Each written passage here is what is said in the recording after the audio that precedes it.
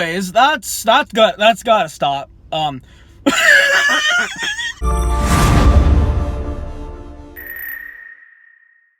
Well, this is it. It's been a whole fucking year of Car Talks. This is the last episode I'm gonna do. For a while, anyways. I might come back to it at some point, but as of right now, I want to try new ideas and shit, so this is goodbye to Car Talks for a little bit. And today, I've got one final story for you guys. And it's why I started making YouTube videos. Now, this story is going to be more on the serious side, but I've got all of the sunglasses that I've stolen from Walmart with me today, so I'm gonna try and make it funny as we go along. You know, it's kind of funny because what I'm about to talk about today, I haven't been able to seriously talk about with anybody, but I'm just gonna open right up and talk about it on a fucking YouTube video. This is gonna be fucking great. I don't even know how to start this shit. You know, out of all of the videos that I've made for Car Talks, this should have been at least the one that I fucking went over and thought about before I really did it. If this video feels fucking put together to you guys, I apologize because, like, I did not rehearse this shit beforehand. So I guess I'm gonna start off with a bit of a life story. Growing up, I had a normal childhood. I was one of those spoiled little kids that everybody fucking hated being around. I was one of those kids where if I asked for something, I got it right when I asked for it. And if my parents said no, I threw a fit until I got it. That was my childhood, and you can ask anybody who fucking knew me then. They will verify that bullshit. And then, like, when I was 9, my parents split up, and, like, my whole life took, like, a whole 180 spin. I told you guys, we're getting deep today. I'm a 23-year-old man sitting in a grocery store parking lot with elastics in my hair. Go me.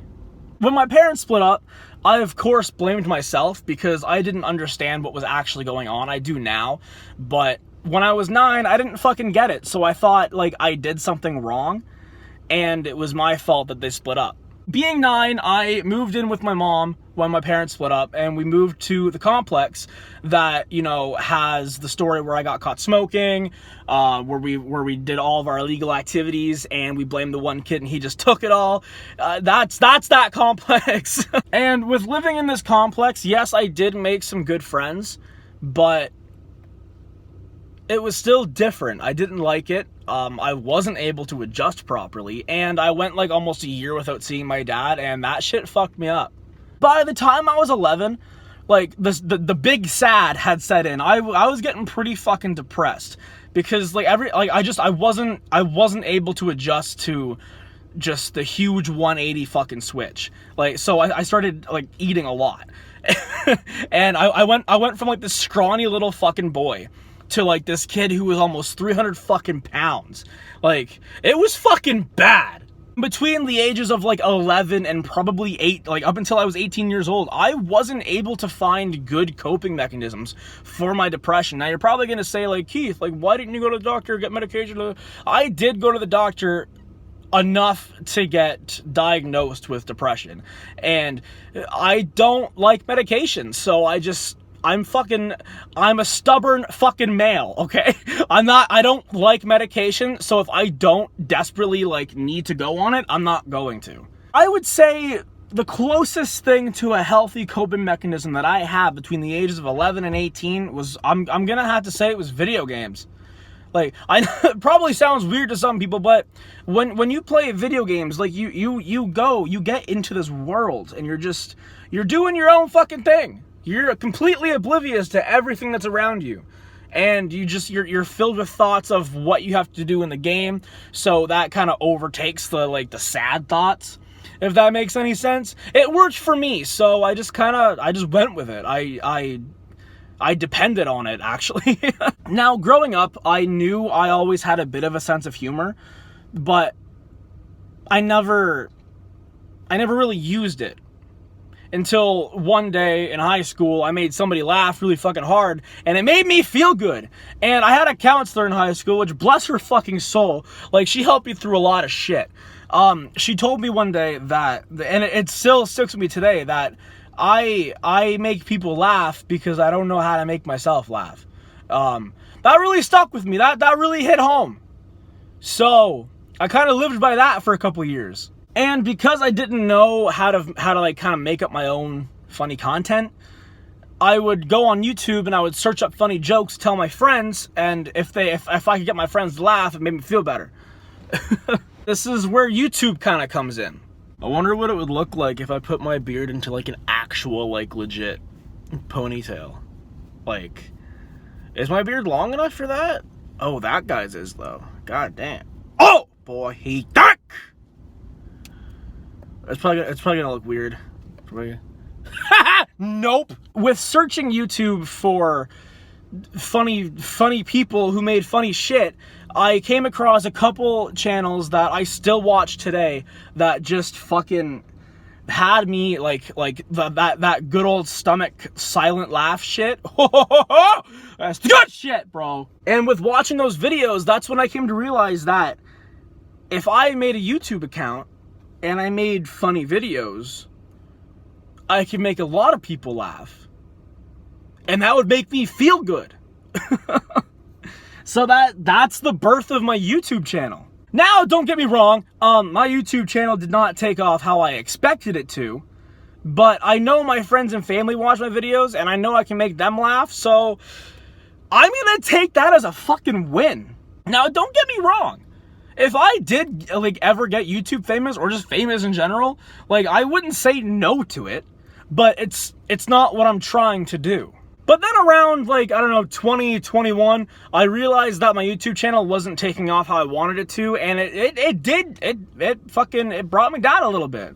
I got pretty depressed about it. I mean, to me, it feels like a stupid thing to get depressed about, but, you know, it shit happens. It's just fucking, brains are weird. I don't know. So I started looking towards other social media platforms that I could be funny on, and I got Snapchat. Now, I've had Snapchat since I was like 16, but I wasn't very active on it. I got really active on it between 20 and now. And then I got a little popular on Snapchat, and then I started with the Instagram stories, trying to be funny on that. Didn't really fucking work. And then I had Vine for a bit. That wasn't fun. I was not good at Vine. Okay, I will admit that. I was shit at Vine. But then TikTok came out. Now, TikTok, my dudes, is pretty fucking awesome. Like, I've gotten pretty popular on it. As of right now, I think I'm at 5,500 followers. And a lot of my videos have over 10,000 plus views, which, like, in my head, I'm telling myself, I'm making over 10,000 people laugh. That makes me fucking happy. That makes me good. Being 23 now, if I'm being honest, my depression is still just as bad as it was when I was fucking 12. But I've got actual healthy coping mechanisms. Like, I still game. That's still one of them. But I don't let it consume my time. I make sure that I make my time for my friends and my family and all that shit and work and all the fucking other shit.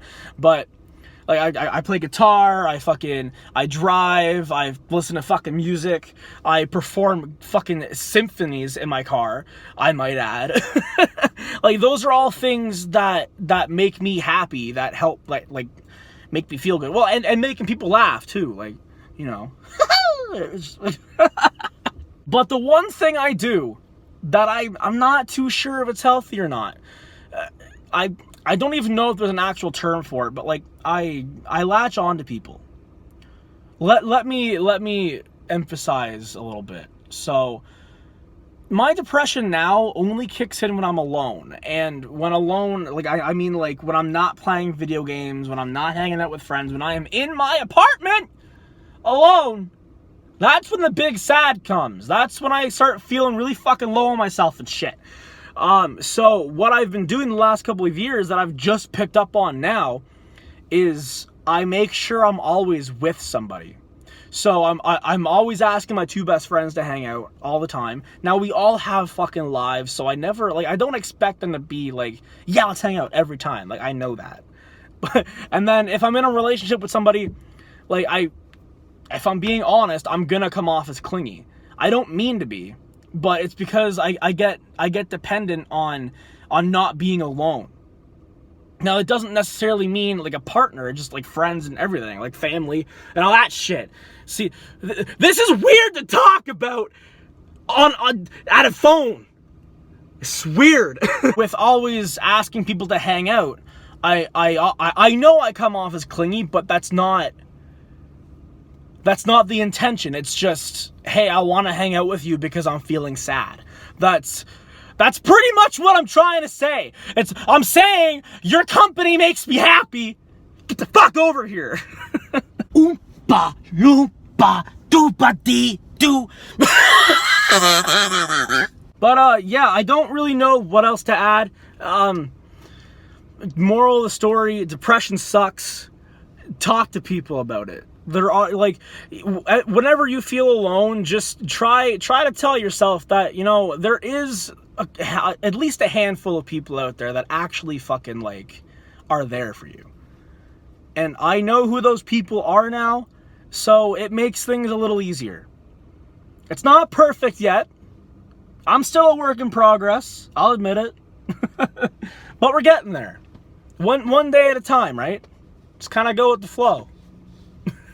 And with that being said, my dudes, I want to thank you guys for a full, funny fucking year of Car Talks. Like, 52 episodes.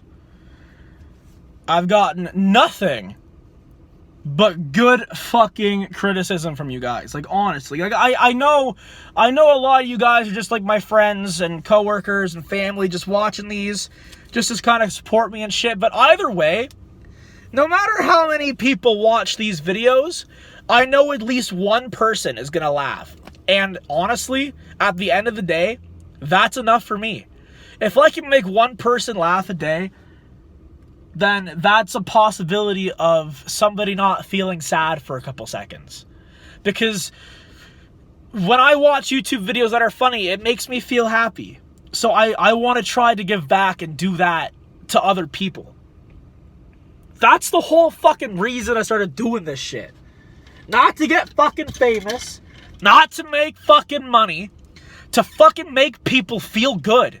That's all I fucking care about at the end of the day. And, you know, mission accomplished, I think. So, thank you guys for a whole fucking year of Car Talk. And again, if you're feeling fucking sad, don't build it up. Don't let it build up. Fucking talk to somebody. Fucking make a fucking ranting Snapchat video about what you're going through.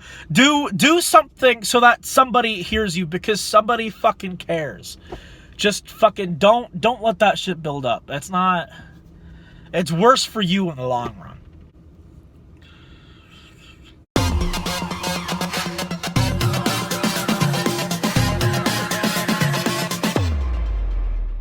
So, quick little side story for you guys. So, the last couple of weeks I've been doing this thing with my coworkers to make them feel uncomfortable.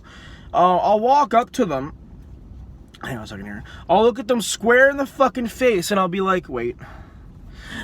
Ooh. Like, right, I don't know why I do that.